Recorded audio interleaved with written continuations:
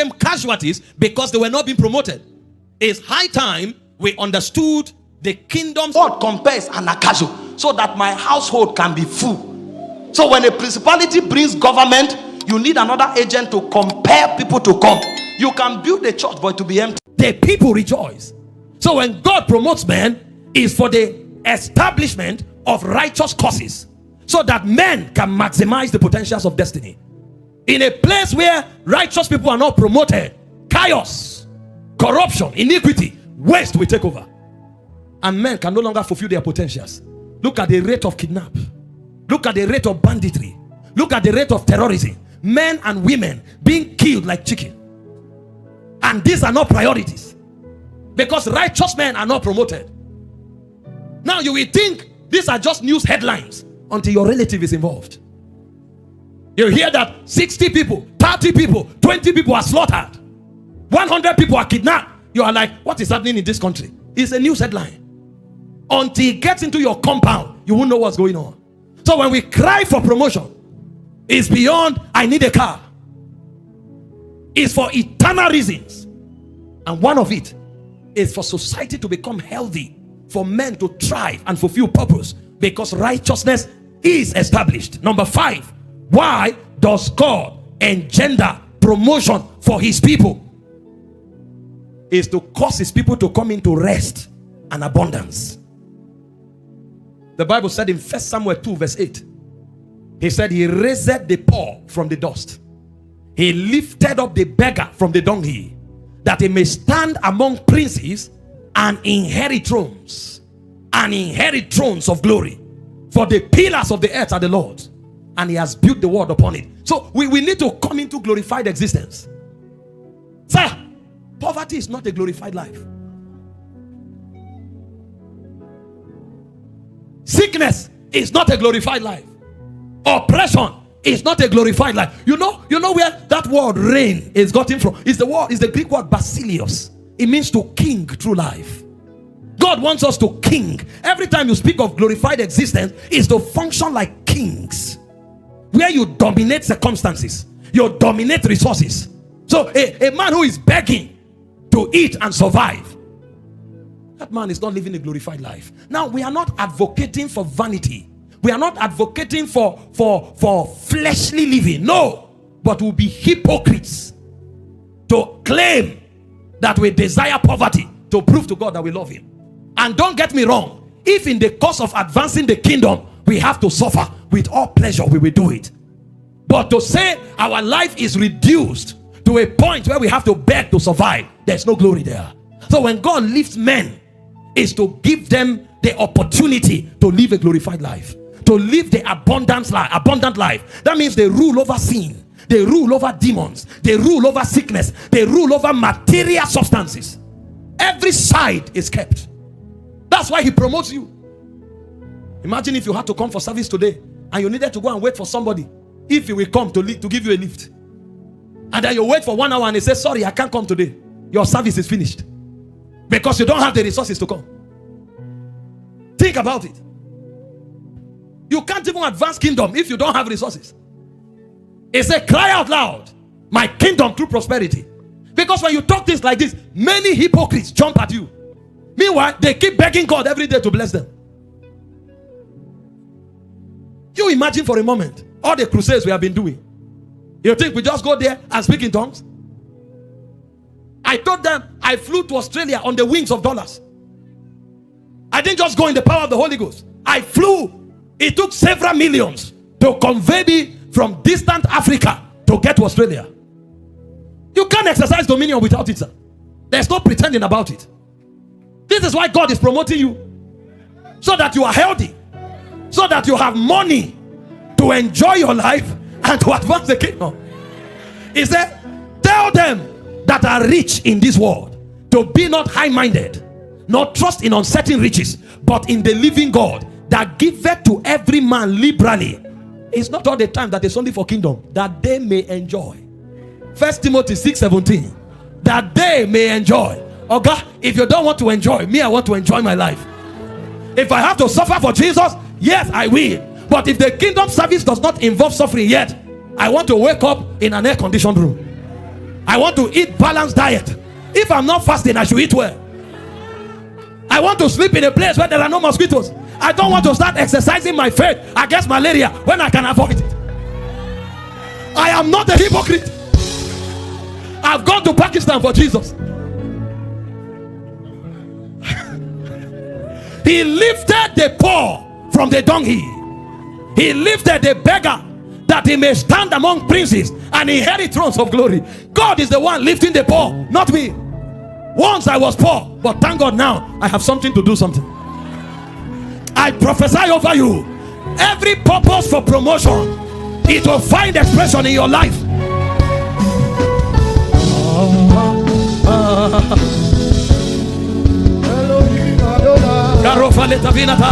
Pray in tongues for 1 minute and ventilate it. Pray in tongues for 1 minute.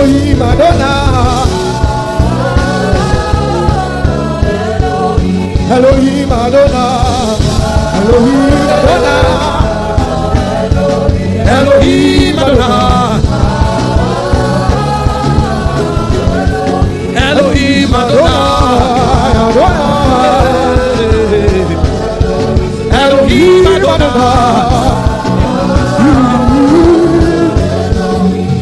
Please hear this. What I am teaching you here is highly apostolic. You stay weak, stay sick, stay poor, and see if you can follow us to the mission field. We were going to Ghana. Some of my brethren called, Apostle, we are joining you. It's not, I beg, help me. No, they flew there. How much is the flight? Put my name there. I want to go to mission field. That's what we are talking about here. Some could not go. They say, Apostle, now because of what you are doing, take 2 million. Go and preach Christ. You think we just to go appear there? There's a time when by location we become normal, but until we get there, we need resources.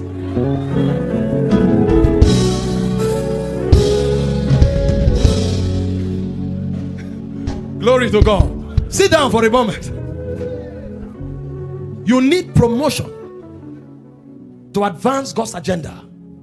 You need promotion to manifest God's glory in ever increasing propensity. You need promotion to be able to establish righteousness. You need promotion to be able to advance God's kingdom.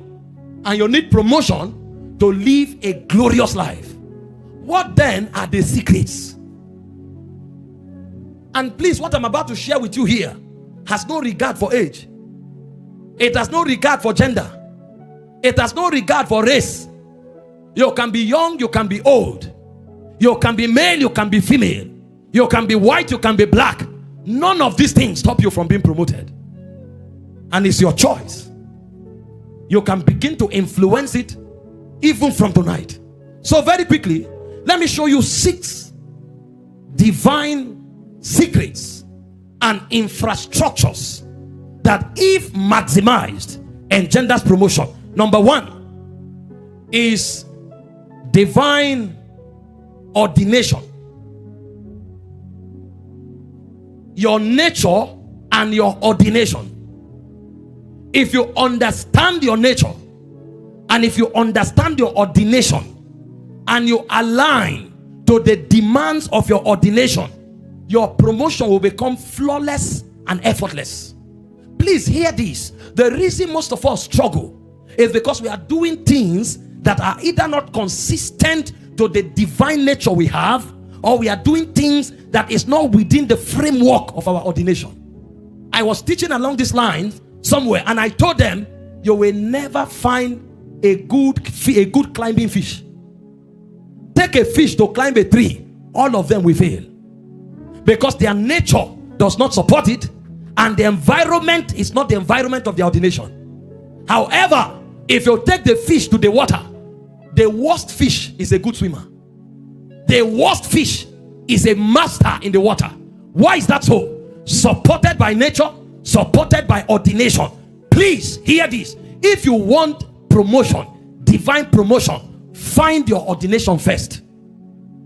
Because every promotion outside your ordination is a compounded failure. I've taught you before, if you are in the wrong direction, speed is not an advantage. All of us were created for specific operations specific functions. Until we step in, we can't become. There are levels of height we can't scale, because those things will not be captured in what was written. It will not be captured, and because of that, we will be met with frustration. See, most of you look at yourself, you think you are a failure, you are a waste, you are in the wrong place. Trace your step back to where God created you to function. You will see the ease with which you manifest. Whether in the natural or in the spirit, it's consistent. Imagine if you took somebody like Lionel Messi to go and throw shot put. He will be the worst in the tournament. Meanwhile, this is arguably the greatest footballer. I'm using natural things so it will come home. Do you think somebody like that can compete for shot put, even for his local government? They will screen him out. But this was somebody built to play football. The moment you find it, even the forces work in your advantage. The lines fall for you in pleasant places. Even your enemies, sometimes when they look at you, they will just smile, say, leave him for some time. I'm telling you, that's how this realm works. Your promotion is tied to your ordination. Find your ordination, your promotion becomes natural. Jeremiah chapter 1 verse 5. It said, before you were formed in your mother's womb. So when you enter ordination, the thing is working even before you were born. Before you were formed before I formed thee in the belly, I knew thee. Before thou camest forth out of the womb, I sanctified thee, I ordained thee a prophet unto nations. So before the guy was born, he was already called a prophet. Do you know how many people who are struggling, forcing people to call them prophets? Meanwhile, the one who was born into it, before he came out of the womb, he was already prophet. Because ordination gives speed. Ordination facilitates promotion. Read down and see the components of this guy's ordination. That means he's just walking from one level of glory to another. Can we read to verse 7? He said, then said I, Lord God, behold, I cannot speak, for I'm a child. Are you seeing legitimate reasons? See God's response. Because you are in your ordination, even the minorisms, the deficiencies that should have hindered you, he said, they are swallowed up. But the Lord said unto me, say not, I'm a child. We are not talking age here, sir. We are talking something that is older than your age. Something that began before you were born. Imagine, the guy had legitimate reasons. God is telling him in ordination, all those legitimate hindrances don't work. Say not, I'm a child. He said, for thou shalt go to all that I shall send thee, and whatsoever I command thee, thou shalt speak. You are not going as an orator. You are going as one compared by ordination to communicate my oracles. And this is not a speech. This is to shape nations. Look at the next verses. Please project it. I beg you, any prayer you need to pray tonight for God to open your eyes to know why you were born, pray it. Some of you are struggling because you are dislocated. Be not afraid of all their faces, for I am with thee to deliver thee, saith the Lord. The guy had not prayed for deliverance. See, if you are in your ordination, even death will excuse you.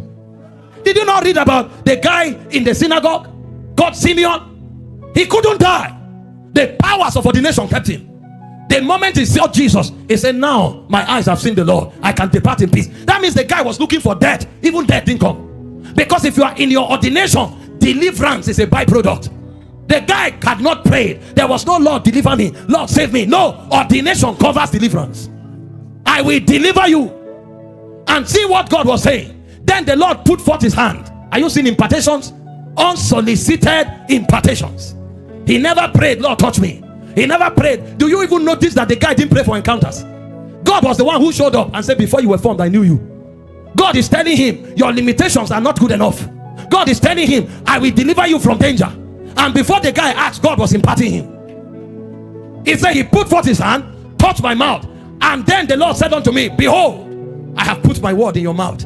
So why others need to go to get a PhD in theology to preach, when this guy's opened his mouth, the oracles of God flow naturally? And you are asking, who trained you? Where did you read it? No, this one is not training. This one is implantation. I have put my words in your mouth.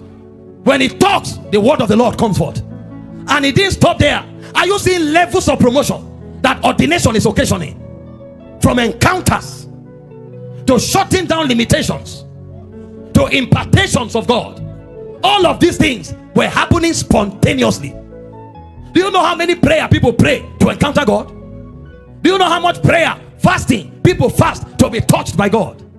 Do you know how many prayer and fasting people engage to be delivered in this wicked world? All of them was spontaneous. The guy was in his ordination. So long as he was there, it was enough. He said, see, I have this day set thee over nations. It's not, Lord, open the gate of America. Lord, open the gate of Congo. Augusta, is in your ordination. If it is there, go and sleep. The door will open on its own accord. It will open. I have set thee over nations and over kingdoms, to root out, to pull down, to destroy, to throw down, and then to build and to plant. So the nations people are begging to enter, he uproots, he plants, he builds. What level of authority is that? Ordination. Some of the nations people are begging for God to open the door for you to enter. They should welcome you as a king.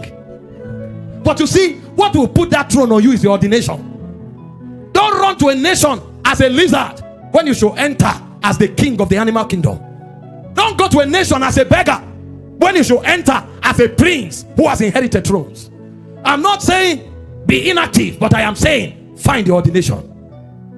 There are few nations of the world I will enter today and ask for accommodation and ask for food. There are few nations of the world I will enter today and be stranded. There are few, too few to number. If I step into any nation, I don't need to do flyer that I'm coming. If I just say I am here, people will beg to look for my contact, to trace me there. And trust me, there are less than 10% who will come without something to honor me. It's not about skin color, it's not about age, it's ordination. Find yours and see the way God will shift you. Even you will be shocked. Those who travel with us will tell you, sometimes you just enter the lounge for 1 hour. Somebody else is traveling and intersect you. They empty all their pocket. To them, their life has been made for God to permit their path to cross yours. And then you are looking at yourself. Me? This tiny creature? What is going on here? They are not seeing you, sir. They are seeing the weight of your destiny. They are seeing the crowns of your ordination. They are seeing the powers of your calling. The powers of your calling. You are not weak. You are not helpless. You are not useless. You have just not found your ordination. And I'm not saying all of us are preachers. Find what God planned you to be. You can be an artist, celebrated by kings of the earth. Artist. You draw. Have you not heard what's his name now? Leonardo da Vinci. They draw a drawing. You look at the drawing, you are wondering what is special about it, and they preserve it for aeons. They are selling it, they are auctioning it, they are saving them in a museum. What is going on here? A drawing. It's called ordination. It's called ordination. There are some who are freedom fighters. The guy gave a speech, I have a dream, and shut down the nation. The other time I was searching 7 men that changed the world. 7. I saw Jesus number 1. Of course. Even the foolish know that one is uncontestable. Even the atheists know. I saw the master as number 1. But guess what? Guess what? I saw Martin Luther King. Why? One speech. I have a dream.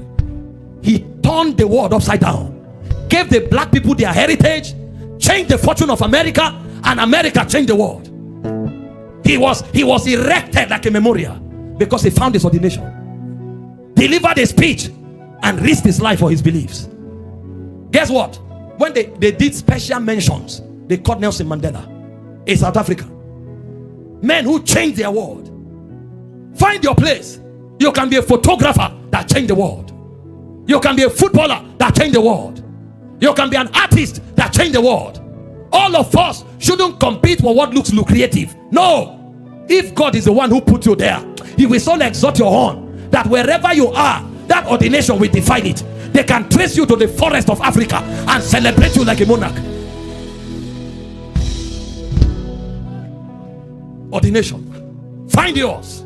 Is the first secret of promotion. See, when men enter the ordination, God is predisposed. It's like something is pushing God to move them. Pushing him. Look at what happened between God and Jeremiah. Without asking for encounters, he shows up. Before you were formed in your womb, your mother's womb, I knew you. I have ordained you to be a prophet. He didn't stop there.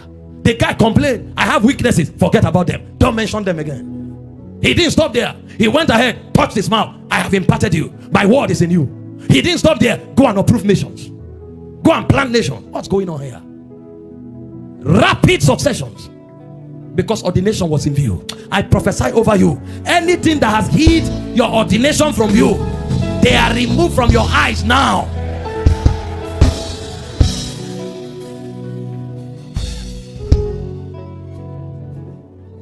When you enter your calling, you are clothed with the bright garments of your destiny. Sit down for a moment. Number 2, what facilitates promotion in this kingdom are your giftings. Oh, see, we waste our time looking for things that are in us from external sources. You need to see people, some people who have followed individuals like slaves for decades, and at the end of the day they kick them out as if they are useless. I know the place of mentorship if God connects you to someone, but I've seen people who wasted their lives trying to get the attention of individuals who never cared if they existed. Decades slaving, seeking approval, seeking recognition, whereas they are installations. Ordination is one, then giftings are another. There's not one of us here who does not have a gift. Not one. God is too good to create you without something that makes you unique.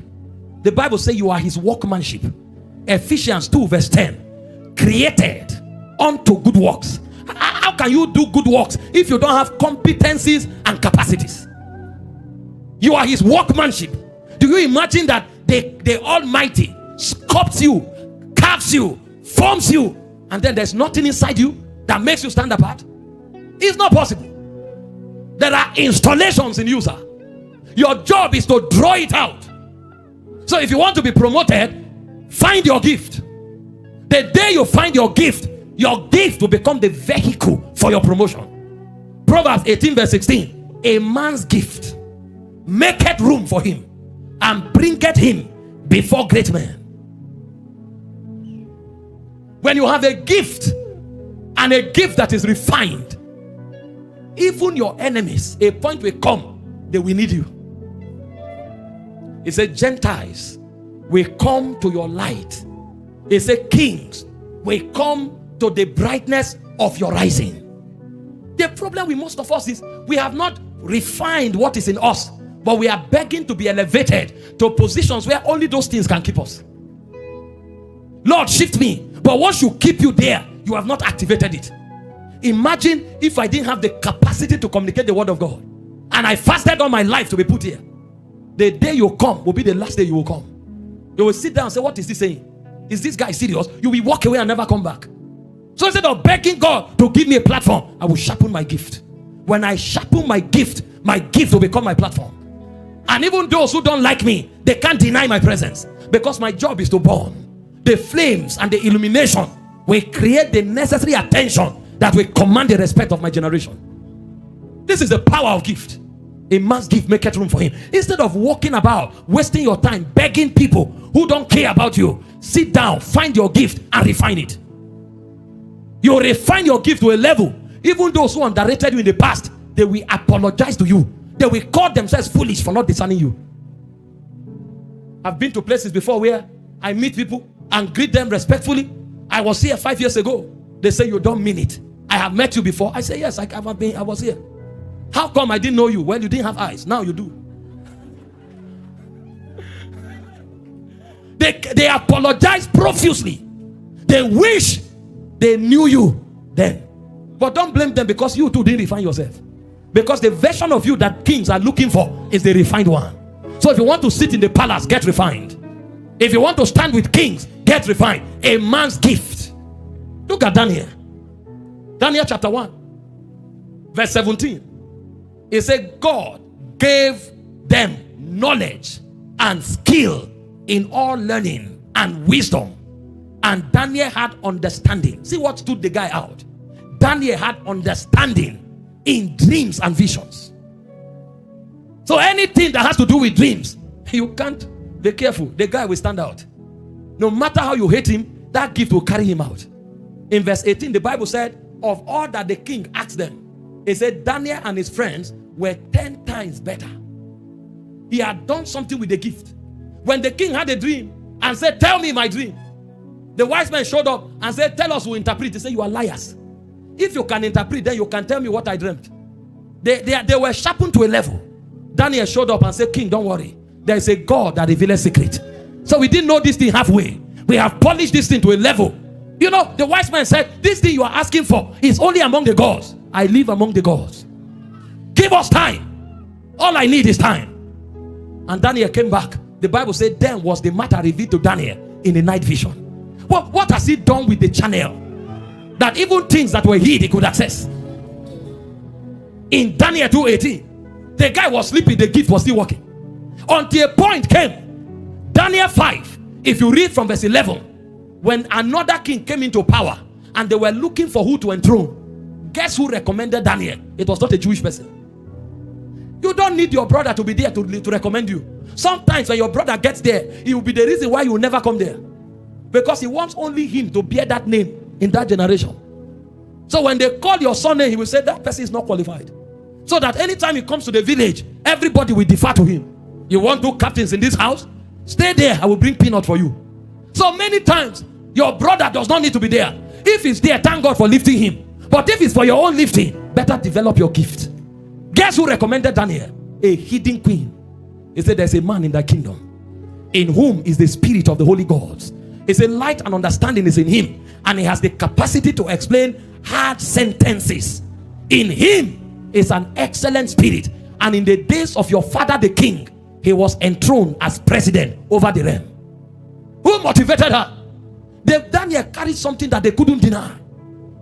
Carry something, sir. We don't beg for promotion. We force our way into it. Ask those who are doing great. If they tell you the battles they fought, you will know that mediocres are enjoying. Ask them. From gang-ups to lies to arrows to curses to wicked prophecies to evil desires, they scatter all. Because there are things that can never be denied. A refined gift is one of them. It maketh room. You x-ray yourself now. Ask yourself, what is it that I have that will make me stand out in my generation? Ask yourself. Giftings. Giftings. Number 3. Time is flying. Let me run. Forces that makes for promotion. Principles. Nobody who lives without principle will go anywhere. Please, this one, hear it and hear it twice.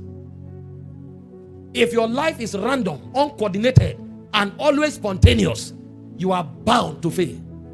People who are promoted and promoted progressively, they live a life regulated by principles. There are forces that control how they do what they do, when they do it, and where they do it. Does it not surprise you that you don't find kings at street corners? You don't find kings carelessly.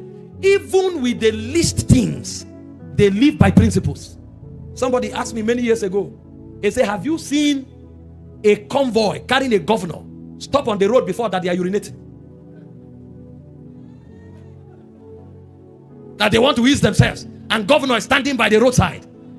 If there's no restroom, die without urine. These are simple things. There are principles, let alone higher matters. If a governor doesn't know how to ease himself and calculate where he's going to manage himself, even the governor knows he won't stop the convoy to ease himself. They are regulated with as much principles. Have you not checked your life? Is it not weak failures? You see every corner urinating and polluting everywhere. How many great people have you seen stand by street corner that they are urinating? It sounds simple, but it shows you that every height have laws.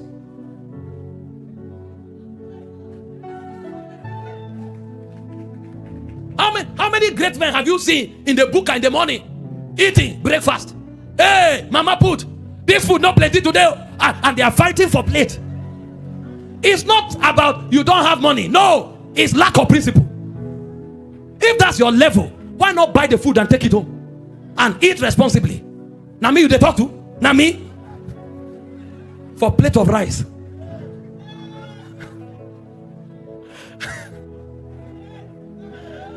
You think about it. You can't be promoted, sir. You can't be promoted. You need principles. And so anybody who wants to be promoted, one of the things he does is to search the scriptures and find out the principles that make for promotion. And let me give you 5 because of our time. Number 1 is faithfulness. Faithfulness is the quality of loyalty and dependability. Before God promotes you, he will check to what degree you are loyal or dependable. Sometimes he even uses the systems within your context, like the person you are working for, like the system you are working for. He wants to check whether you have built loyalty into your spirit, if that quality is there.